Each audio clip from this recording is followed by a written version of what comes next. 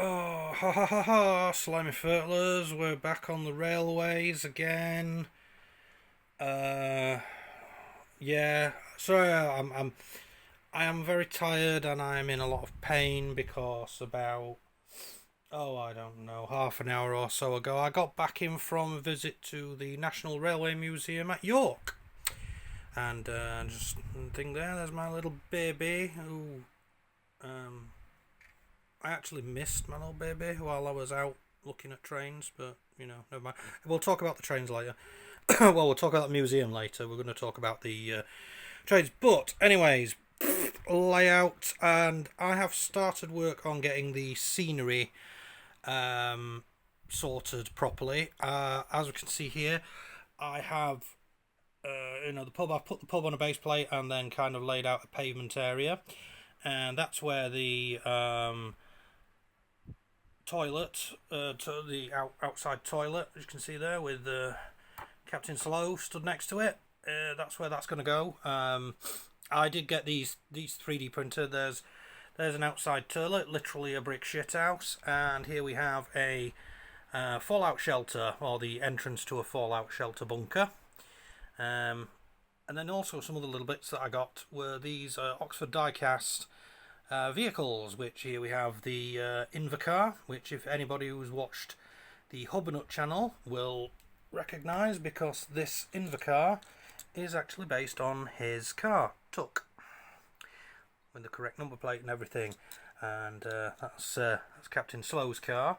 Next here we have a Messerschmitt, I think it's called a 280K three-wheel car, and that's Clarkson's. And then we have here the Bond Bug, which is Hamsters. So there's some little bits that I bought there. Today we've had these two come as well. These are Oxford diecasts again, because they're realistically the only places that I find, or that I can, or the only people rather I have found that do scale cars in 00 scale, 1/176, and I saw these two come from eBay, and we have a Ford, is it Ford Consul or a Mark III or Mark IV Cortina, I can't remember, car, police car, obviously, a jam sandwich, and then we have here a Jaguar XJS police car in the jam sandwich livery. I've always liked the jam sandwich livery, and so they're still in the boxes. They're screwed onto the plinths. All Oxford diecast come in these little display boxes, and they're screwed onto the plinth. And to get the goodies out, you have to unscrew some screws and get them out. They will be coming out of the boxes, because I also have some police figures coming, and I do actually have a set of emergency services figures that I bought and put away somewhere, but I can't remember where they are at the moment, because I have an ambulance coming as well, and I have basically a paramedic crew to go with it. So that's the thing. So what else have I got? I also got the reach stacker here. I'm not sure if I've shown that, but the reach stacker for my container yard setup. What else do I have? Oh yes, I'll show you these. I'll start painting these. Well, this is the small garage that I got, which I have decided. Well, it was going to be the town's petrol station. However, thought it was a bit small, so I got the Metcalfe card kit. That's a much bigger, sort of more modern looking petrol station, which also has a garage MOT centre in the back and a small car showroom. So I built that. It was very, very finicky to build. The thing about it was the roof, as we can see here on the roof. This bit here is basically supposed to be assembled and then slid inside this section hole. I had to cut this entire side of the roof off and then cut this bit here, because it didn't fit. And it wasn't because I've misassembled it. There's only one way that you can assemble it, the way it's cut, and the way it comes cut from the factory does not fit. So I had to make some adjustments to it. It fits now, although it's not a very good fit. never mind. But I mean, I'm going to have to customise this because, like you can see there, I kind of drip super glue on it, which you're probably not supposed to use super glue when building card kits. But I did because that's all the glue I got. But yeah, I do like it. It's very nice as is. It'll look probably a lot better when I've finished fucking about with it. Yeah, so like I say, I got this is now going to be kind of a custom car type place, respray, stuff like that. And then behind it we can see that I've painted the Hornby station halt little shelter thing that came with it. It originally started off in this horrible bright yellow plastic. I've made it look a bit better. These are both works in progress, and like I say, I haven't even started painting the pub properly yet, but there we go. And I haven't started painting the flats, well, the shop units and flats with Eddie and Richie, but we'll get around to that. So yeah, that's scenery bits sorted for the time being. I'm not going to buy any more scenery bits until I've got this lot finished. So what else have I got? Well, I have got, and we'll just keep an eye on this line here, I got this. This is a Class 73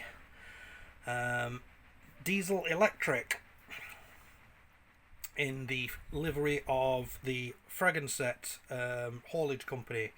Now, I got this from Rails of Sheffield because they had flash. I'd actually had my eye on this one. I saw it and thought it looks lovely. Unfortunately, the price they were asking was a little too high. But it's a Dapol, so I know that what you're getting, what you're paying for. Because, like I said, this is also a Dapol, and I've got absolutely no problems with it and love it. This is also a Dapol, and they suddenly had a sale and said, "Yep, you can have this now for under £100. This is a Rails exclusive. Nobody else has this model in the Fragonset, livery, colours, whatever." And I promised myself I was not going to buy any more trains because I am actually looking at moving within the next 3 to 6 months. So I'm wanting to get things packed up and sorted out, And I mean, as you can see from the last time I did this, I've put some of the stuff I had on the layout away. It's all packed up, and stuff like that. But I said I wasn't going to buy any more trains because I needed A, to save money, and B, to not have to transport more stuff when we do eventually move. However, when I saw the price this was going at, I was like, do you know what? Fuck it, I'm having it. I also, at that point, that's what I say, I'd also been sort of looking for an excuse to buy the Invacar and that as well. And this kind of gave me the perfect excuse because I got both this and those together in one package from Rails Sheffield. Like I say, great price, and it's a Rails exclusive. Yeah, I love it. I mean, Fragonset. For those who never heard of Fragonset, and to be honest, I'd never heard of Fragonset until I saw this thing. But Fragonset was what they call a spot rail contractor or something like that. I don't know. You'll have to excuse me, my brains aren't working too well at the minute. But yeah, they are a spot rail contractor or something like that. Basically, they hire trains out to people, to companies to use, and they weren't there. Eventually, they merged with another company who kind of did the same thing called Merlin Rail. Fragonset and Merlin joined together to become FM Rail, and then a little bit after that, FM Rail went into administration and bankruptcy. But the guy that owns Fragonset Rail now owns a company called Nemesis Rail. I don't know what happened there, but Fragonset, Merlin, and FM Rail no longer exist. But yeah, so Class 73. It's one of the I can't remember what it is. I think it's sort of 60s, 70s era train. It is a diesel electric, which means it can be powered by either its diesel motor, which it has on board, or it can be powered by electric. And now, here's the thing, other trains that are powered by electric usually have these things on, pantographs, so that they can pick electric up from the overhead lines. This doesn't have any though, because it's one of the few engines that operate in this country that can pick up power from a third rail. Because one of the somewhere down south, I'm not quite sure where, when they were looking at electrifying the line, they realised that they couldn't have overhead lines on that part of the network because the tunnels that were there were much lower than the standard height of the tunnels everywhere else in the country. And so they went, shit, how can we get around this? So they went for the third rail type train option. So this engine, the Class 73, has pickups underneath it, which means that when it's travelling on part of the network that has an electrified third rail, it drops the pickups onto that and receives power from there, and then it drives on. Whereas every other train that uses electric uses the pantographs that stick out the top, because it's usually much safer for the public. Because if you tread on one of those third rails and then you put 1 foot on a third rail and then you put 1 foot on something that's earthed, you go bang. So that's why the rest of the country preferred overhead. Unfortunately, this part of the country you couldn't do that because some silly sausage had decided to build all their tunnels too small. But yeah, so anyways, the livery, as we can see there, is a lovely black colour. Black, and we've got the Fregenset logo there in red and white. This train is actually a real one, or this engine rather, is a real one, and it was called Spitfire. And as far as I'm aware, Spitfire still exists and is still rolling around. And then we have the number there, 73107.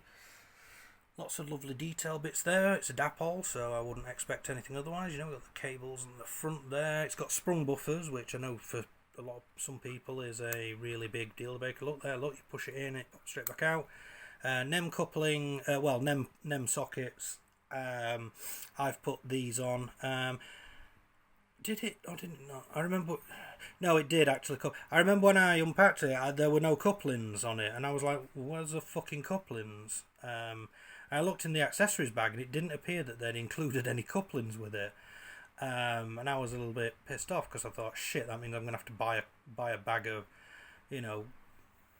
things to stick in the NEM sockets. But thankfully, after I emptied the bag out, there's a lot of detail bits in the bag, none of which I've put on and don't want to, because they're quite fragile.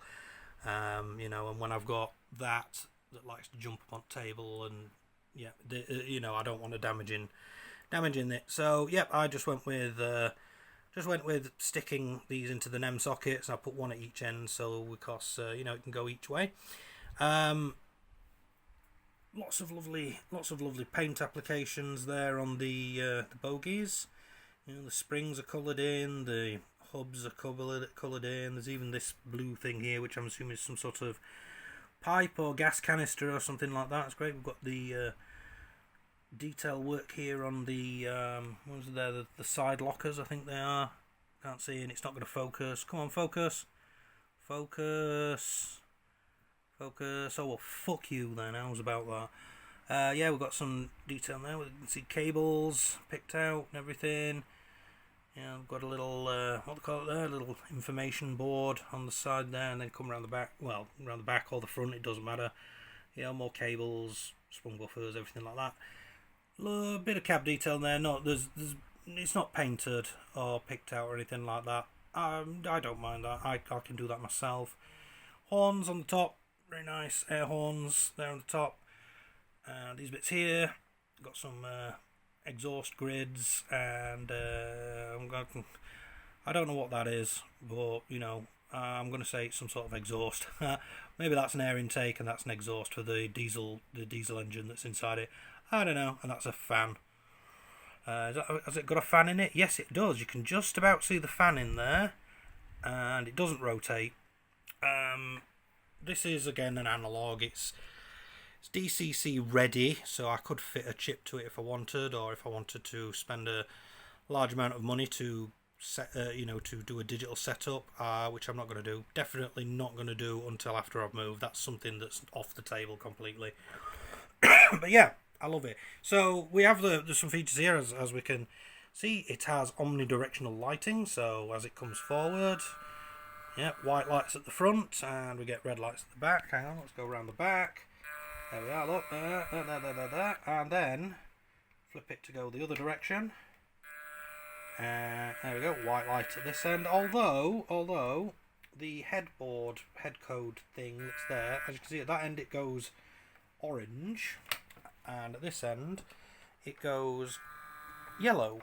And now I'm not sure if it's supposed to be yellow at both ends or orange at both ends, or whether it's just a case of something's wrong with the LEDs in there, or the wrong LEDs are in there, or whether that's actually what it's supposed to do. I don't know. However, I like it. There's also internal lighting as well. I'm not sure if you can see it. Oh yeah, you can, just slightly. Internal cab lighting at both ends. Well, when this cab's going forward, it's lit there. And then when this cab's going forwards, it's in there. But not in the other end. So yeah. Love the model. So let's send this one off on an adventure. I don't know where it's going. It's got no wagons to pull because I don't have any wagons for it to pull. Need to rectify that at some point in the future. Don't know why. This camera is now wanting to just focus all over the place. And as you can see there, Madam is just sat watching the trains. She likes to sit and watch the trains. Yeah, as you can see, lovely smooth runner. And this is only at 40%. Yeah, only at 40%. Give it some more juice. Goes a little bit faster. But yeah, lovely runner at whatever power you are. Doesn't derail. Doesn't have any trouble going over points. Does make that weird noise though, going round that corner. I don't know why. That's probably more something to do with my track than anything else. Well, it's doing it again. But yeah, it's there we are. So we'll stop it there, and we'll reverse direction so it can go back in the other direction and scare the shit out of Madam if it gets anywhere near her. Yeah, well, you see. So yeah, it's great. I love it. It was well worth waiting for the price to come down so that I could actually get one. Because like I said, I'd had my eye on it for a while and got it at the price I wanted to pay for it. So I have had another train come in the meantime. I don't actually have it out. It's packed away in its box. I have had it out and just checked it to make sure it runs. But that was the I think it's a Network Rail. It was a Hornby Collectors Club 2019 train, which was a Network Rail shunter, and I think it's an 06 shunter. I'm not sure. It's an 040 shunt. Well, it's not an 040 because it's not steam. It's diesel, but it's got four wheels, and it's got four wheels, and it says Network Rail on it. And it was very, very cheap, and I liked it, and I have plans for doing something with Network Rail related stuff. So I thought, get it because, might as well. So I got it. I already had it outrun. It's a lovely little thing. It trundles away at a nice steady pace. It can pull things because it's got couplers on it. Yeah, it'll do for the thing I have in mind for it. I don't have any more trains, but that's the one there. That's the main one that I wanted to have a look at. So yes, I do like this. It's available in a couple of different liveries. I got this one because I like this one. Other liveries are available, but I do very much recommend getting this one if you've got your eye on one, and you can get one for about £100 or less. Worth it, even if it's a second-hand one. Worth it. It's Dapol. It's like I say, I've never ever had any trouble with Dapol stuff. Love Dapol stuff. So yeah. So anyways, yes, my visit to the National Railway Museum today, which has left me in a lot of pain and feeling very tired. I haven't been to the National Railway Museum for about 11 years, 11, 12 years minimum. Wouldn't like to put a proper figure on it because I just can't fucking remember. But yeah, so I decided today to go there because I had a little bit of business I had to conclude in town. Got that out of the way nice and early, and then I said to myself yesterday, if you get this stuff sorted early enough, you know, have a bit of a day out, because I haven't had a day out for a while, and you know, so I got my business sorted out early, and by 10 o'clock I was in York. And the first thing was, the last time I went to the National Railway Museum, it was literally come out of the back entrance of York train station, do a little walk, and you're there. Not anymore, I'm afraid. Apparently they're doing some extensive remodelling work to reclaim a lot of the brown land, as they call it, former industrial and rail yard type things, because the National Rail Museum is built on the site of an old goods yard, marshalling yard, whatever you want to call it, and they're building something or putting something there. I don't know what, but at the moment it's just a series of very long walks. You used to be able to come out, like I say, you used to be able to come out the door, do a short walk, and you were there at the main entrance of the thing. But they've closed that entire road off that's on, which means the front entrance to the Rail Museum is now at the back. And unfortunately, the back is a fair walk. And being as that I'm a cripple, that walk knackered me out before I'd even seen one fucking train. One thing I've noticed as well is that even though they've got stuff outside on rails, they've actually concreted over rails, so meaning that the stuff that's there isn't going to be able to move anywhere anymore. They're not going to be able to take it back inside the museum or anything, which is a bit silly to me, which suggests to me that the few things that they have outside, I hope they've made some sort of arrangements for that, because otherwise they're just going to sit there and rust or end up going for scrap. And these are not like new things, these are old things that, and being as that the museum's job is supposedly to preserve old railway stuff, you know, letting stuff rust away and go for scrap is kind of the opposite of what they're supposed to be doing. But yeah, we're going to stop this now because it's thingy, and Madam's not happy because she keeps jumping up on the table and having to dodge out of its way. So yeah, we'll just park the Fragon set there. So yeah, so after a long walk, I find that the Rail Museum is now basically in two pieces. There's the Station Hall and the Great Hall, as they call it. The first building I visited was the Station Hall, which has some stuff in it. It has some nice stuff in it, and it's still weighed out.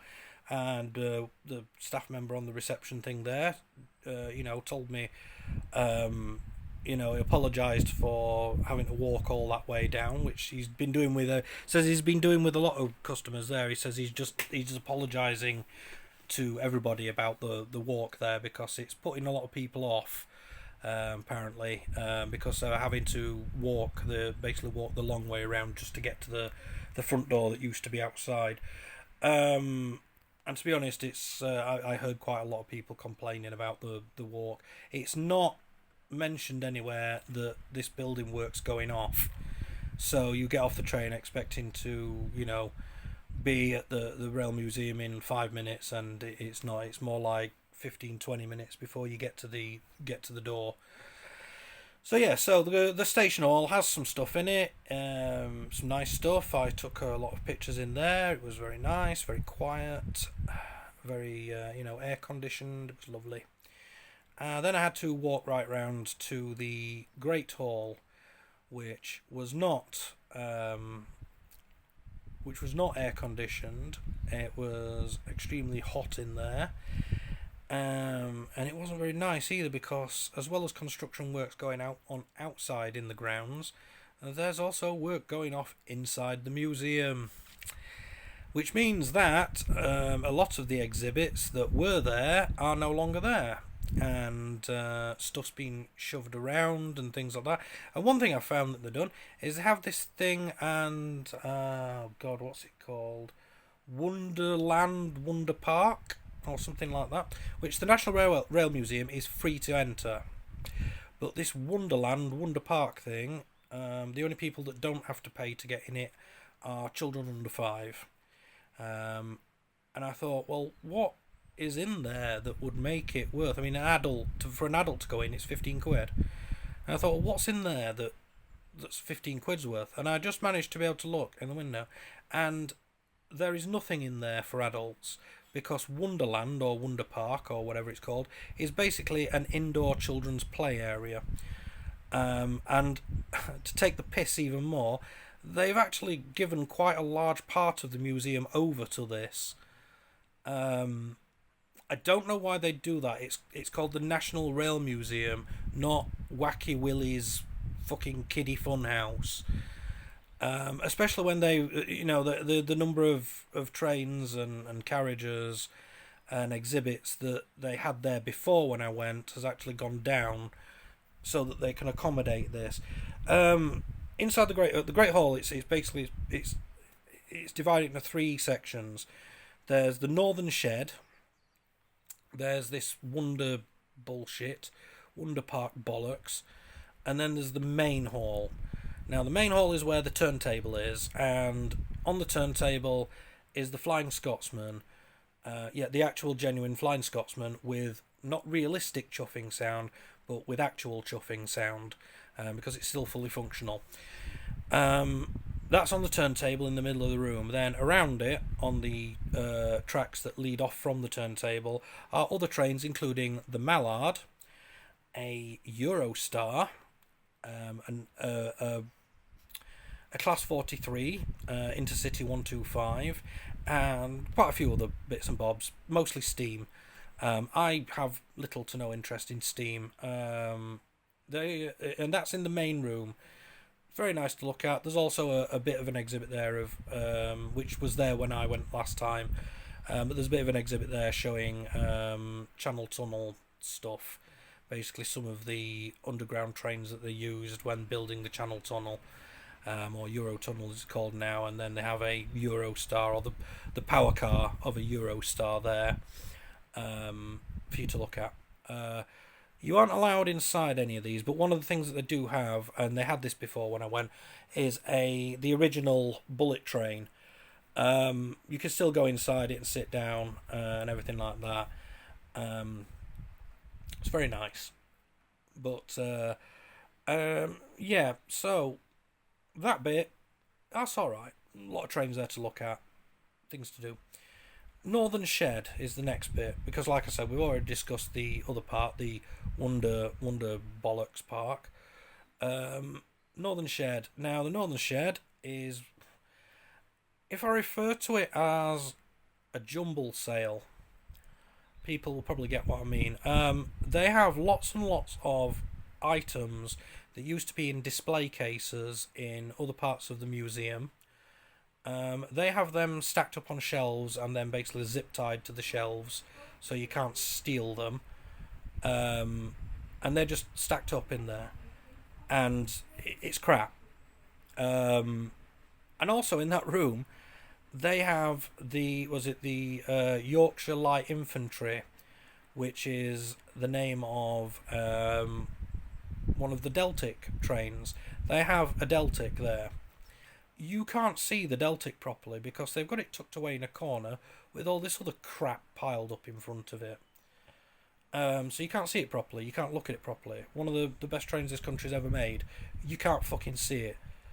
One other thing that I did notice was they have the VR Flying Scotsman experience, which is basically you pay extra and you get to sit there with a VR headset on and you get to watch a cartoon of being on the Flying Scotsman with fake chuffing sound because it's all computer generated. I didn't see anybody wanting to go on that. That's in its own. That's in its own room off of the main hall. By the way, some people might enjoy that.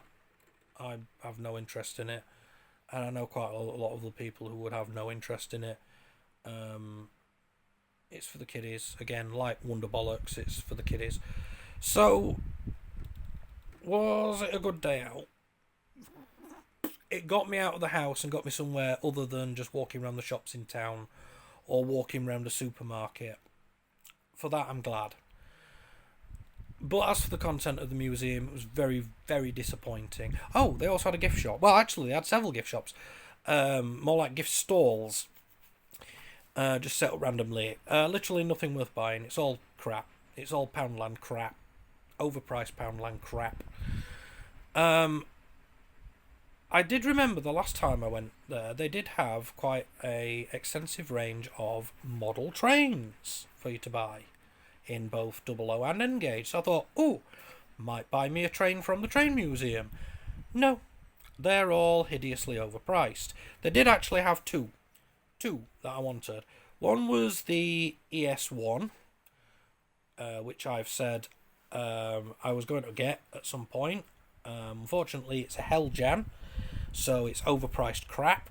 Although the ES1 does look nice, does run well, it's badly built.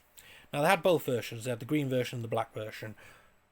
Unfortunately, they were still wanting £175 for it. It's about this big. No, I'm not paying you £175 for it. Shove it up your arse. Okay? The other thing that they had that I wanted was the KR Models Bullied Leader. Because it's a steam train that looks like a diesel or an electric. It was, in real life, it was a one of a kind. And in real life, it turned out to be a load of shit. But it looked nice, and I liked the look of it. And unfortunately, it's the KR Models one, because they're the only people that's ever made a bullied leader. The KR Model one isn't very good quality. It looks alright, but its mechanism's crap. Suffers from poor build quality. Some examples of it suffer from poor build quality. But I saw it on the shelf, and no, I didn't buy it because they were wanting 200 quid for it. Stick that up your arse as well, right up there. There wasn't really anything else I wanted to buy. They had some of the Locomotion models, which, for those who don't know, Locomotion models is a National Rail Museum exclusive. Usually it's repaints, different liveries, repaints of existing models by...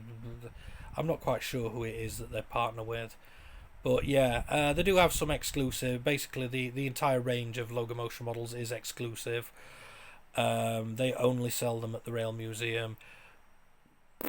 They're ridiculously expensive. No, I don't want any of them. I really don't want any of them.